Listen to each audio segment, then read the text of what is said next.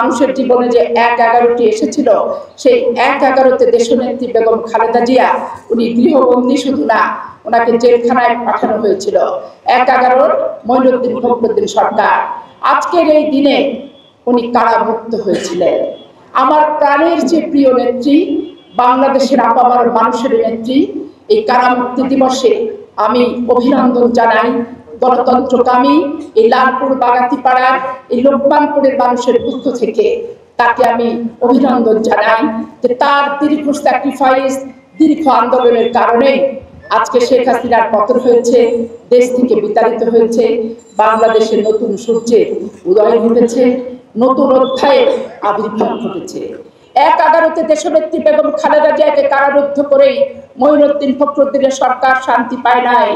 তারা সেদিন কি করেছিল?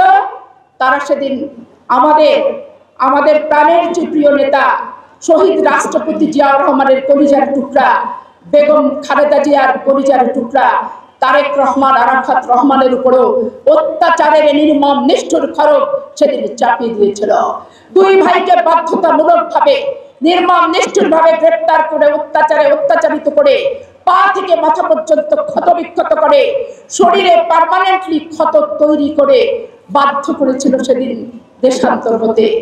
স্বামীহারা দেশনেত্রী বেগম খালেদা জিয়া এই মঈনুদ্দিন ফখরুদ্দিনের অত্যাচারে সেদিন পুত্রদেরকে নির্বাসনে নিয়ে একার জীবন সেদিন উনি দীর্ঘ পাড়ি দিয়ে অতিবাহিত করেছেন।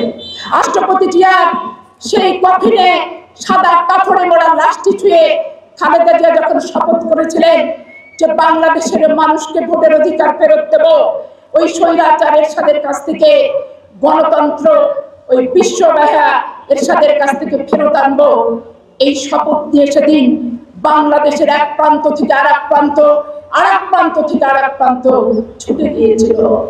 আজকে বাংলাদেশের স্বাধীনতা, বাংলাদেশের সার্বভৌমত্ব যেভাবে নষ্ট করেছিল আওয়ামী লীগ এবং যেভাবে নষ্ট করেছিল স্বৈরাচার এরশাদ, দেশনেত্রী বেগম খালেদা জিয়া ৯টি বছর টিয়ার সেল থেকে শুরু করে, লাঠির বাড়ি থেকে শুরু করে, কারফিউ থেকে শুরু করে সমস্ত কিছু ভঙ্গ করে আমাদের মতো ছাত্র সমাজের কর্মীদেরকে নিয়ে গোটা বাংলাদেশের শিক্ষা প্রতিষ্ঠান সহ রাজপথের আন্দোলন করেছিল।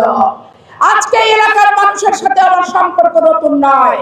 আজকে অনেকে অনেক কথা বলেন, দেরি করে আসলেন, অমুক করলেন, তমুক করলেন। রাজনীতির মাঠে পাপিয়ার কোনো বিলম্ব নাই। রাষ্ট্রপতি জিয়াউর রহমান যেদিন north Bengal sugar mill high স্কুলে এসেছিল, আমি তখন ক্লাস 6 এর ছাত্রী, সেদিন থেকে শুরু করে অদ্যাবধি আমার কোনো বিশ্রাম নাই।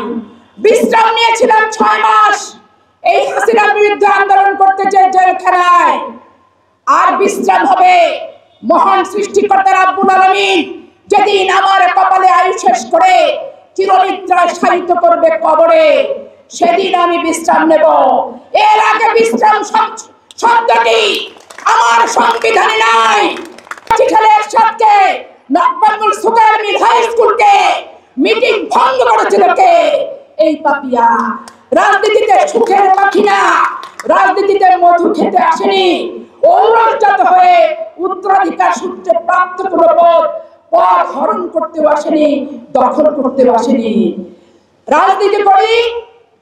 রাজনীতি করার কারণে মনোনয়ন প্রত্যাশী হতেই পারি। দল নমিনেশন দেবে কি দেবে না সেটা দলের ব্যাপার।